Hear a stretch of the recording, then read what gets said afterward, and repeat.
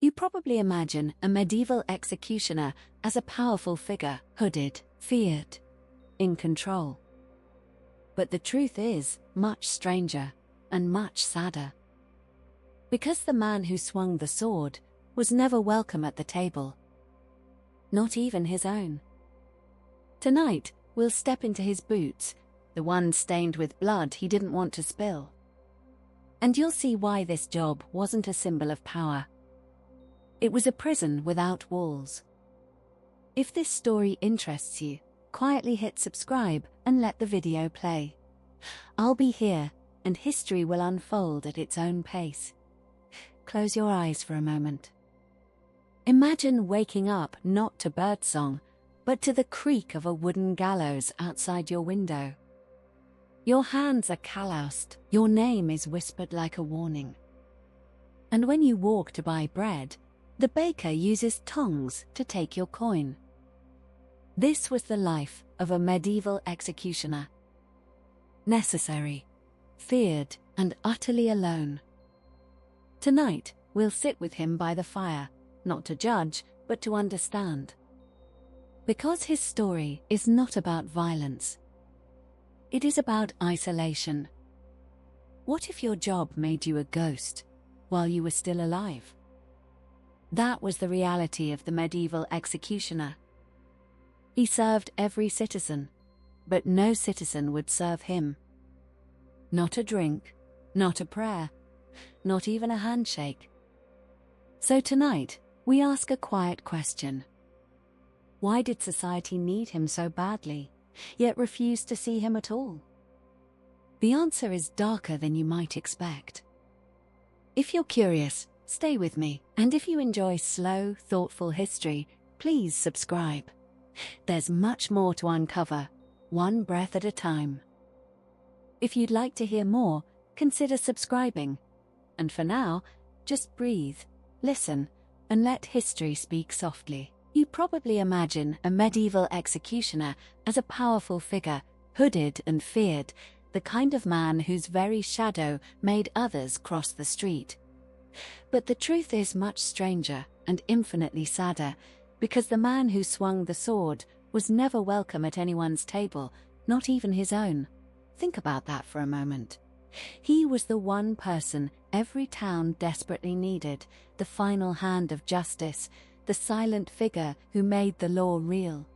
And yet, when the work was done and the body was cut down, he would walk home alone, past windows that snapped shut, past hands that made the sign against evil, past the whispered prayers of people who had just paid him to do what they could never admit they wanted done. There is a particular kind of loneliness that comes from being essential but unwanted, and the executioner knew it better than anyone.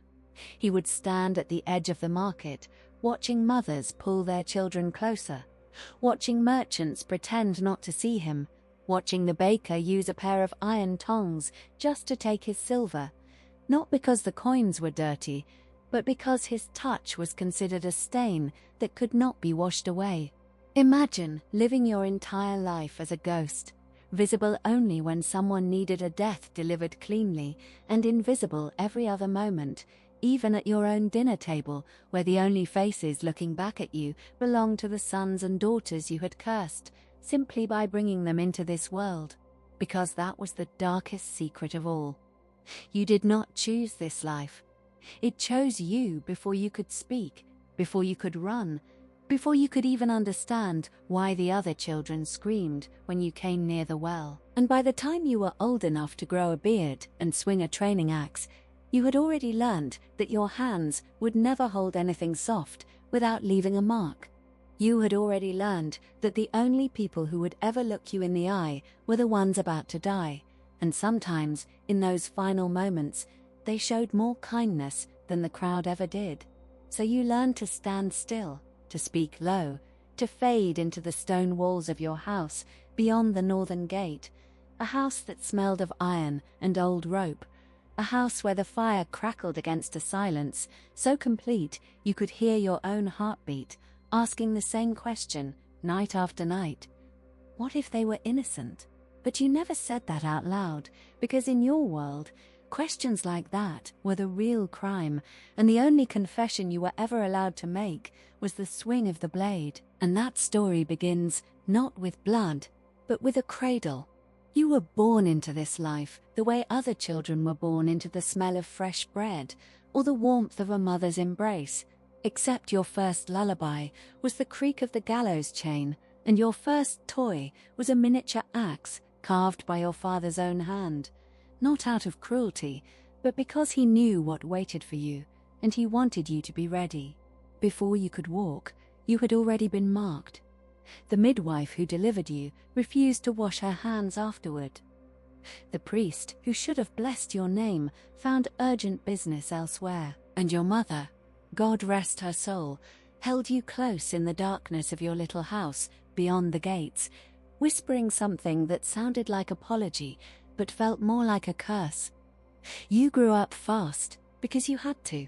Other children played in the village square, but you watched from the edge of the trees, learning early that your presence emptied spaces the way a sudden storm empties a market. They never hit you, those village boys, because even at 6 years old, they understood that the executioner's son was not someone you made angry. Instead, they simply pretended you did not exist, and somehow that was worse, because invisibility at such a young age teaches a child things no child should ever learn. It teaches you that you are wrong in a way that cannot be fixed. It teaches you that your father's work has soaked into your very skin, and that no amount of scrubbing will ever make you clean. And it teaches you, slowly and terribly, that the only people who will ever truly see you are the ones standing on the scaffold, and even they are looking through you toward whatever comes next. By the time you were 10, you had already witnessed your first execution. Your father did not hide you from it. He could not. This was your inheritance, and he believed that seeing early would make the seeing easier later. He was wrong about that, but you never told him, because what could you say? That the sound of the crowd cheering as the blade fell made your stomach turn inside out? That you dreamed about the man's eyes for weeks afterward, those wide, wet eyes that had found yours in the crowd and seemed to ask a question you still could not answer? That you had wet the bed that night, not from fear, but from a sadness so complete it had no name? You said nothing. You simply took the wooden practice sword your father offered and began to learn the weight of what you would one day carry. And somewhere in the silence between your first swing and your second, you stopped being a child and became something else entirely, something the town had already named, but you had not yet agreed to become. But the agreement, as you would soon discover, was never yours to make. By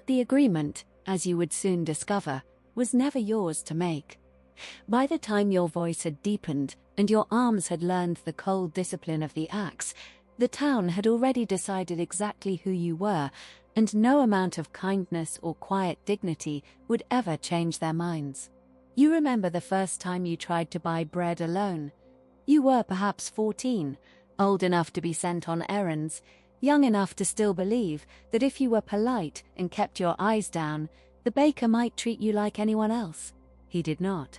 He saw your face, recognized the slope of your shoulders, the particular way you walked, as if the ground itself was trying to reject you, and he held up his palm like a wall. "Not here," he said. "Not you. Come back after dark, and I will leave your portion by the alley door." You stood there for a long moment, your coin still in your hand, your hunger suddenly feeling like a shameful secret. And then you walked away, past the women at the well who stopped talking the moment you appeared, past the blacksmith who turned his back so deliberately that you could hear the creak of his leather apron, past the church where the bells were ringing for everyone who was allowed to enter. That was when you first understood that your father had not cursed you, not really. The town had.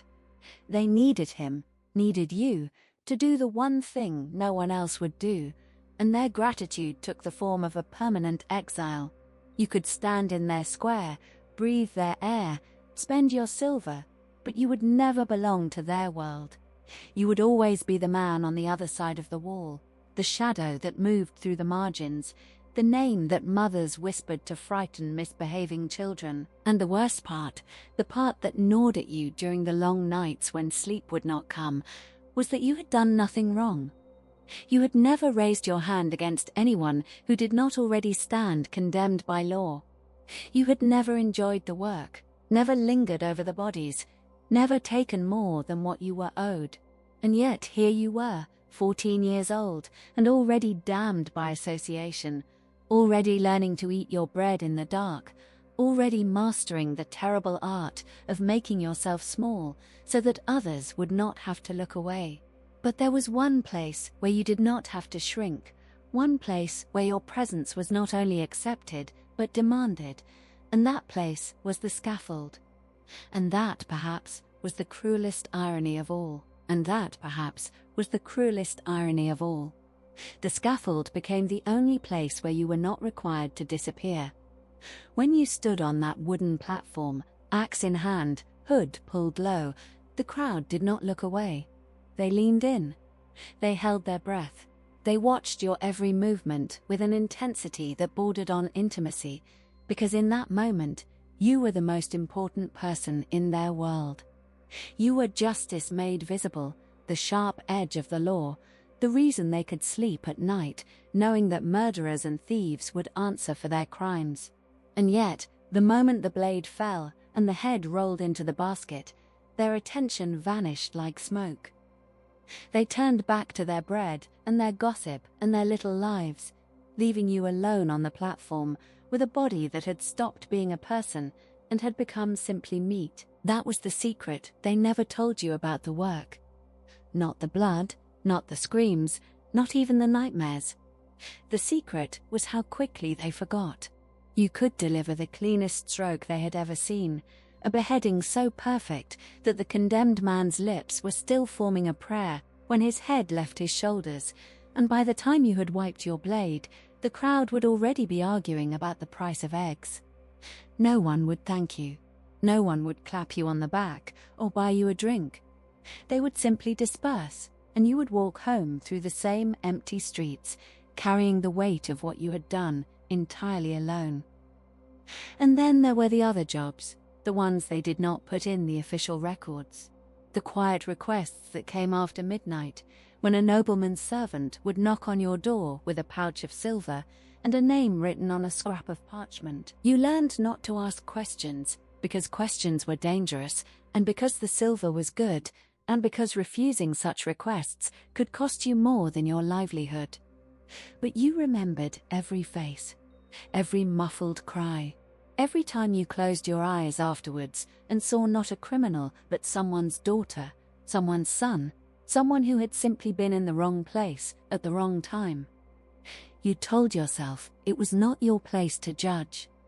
You told yourself you were only the instrument, not the hand that guided you. But deep down, in the hollow place where your conscience used to live, you knew that instruments did not dream about the people they had cut down.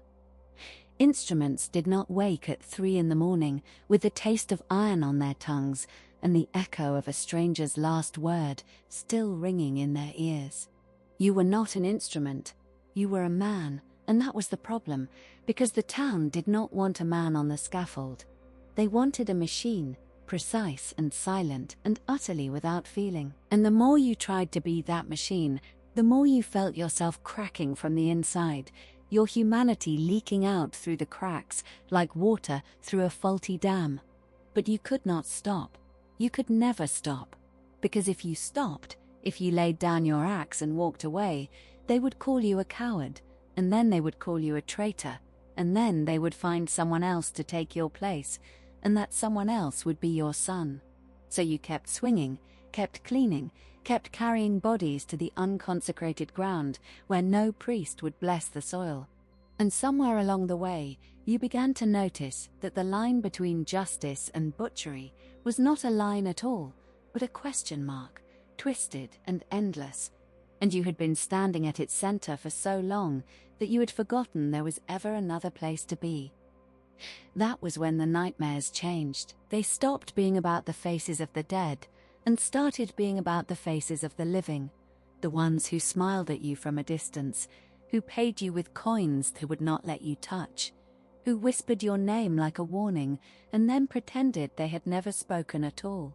You realized, slowly and terribly, that the scaffold was not your prison. The scaffold was your only home, and the crowd was not your judge.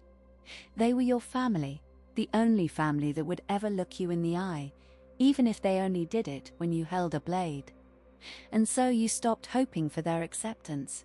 You stopped dreaming of warm meals and friendly hands. You learnt to love the silence of your house beyond the gates, the creak of the gallows in the wind, the weight of the axe against your palm. You became what they needed you to be, not because you wanted to, but because the only other choice was to become nothing at all. And still, even after you had buried that last soft part of yourself, the questions kept coming. What if the man you beheaded this morning was innocent? What if the woman you burned at dusk had only been singing to herself? What if the law was not justice, but convenience, and you were not its sword, but its shovel, digging graves for people who had simply run out of powerful friends? You pushed those questions down, deeper each time, until they settled somewhere in your chest where they could not speak. But they never died. They simply waited, patient as the grave, for the night when you would be too tired to silence them anymore. And that night, as you would soon discover, was closer than you thought.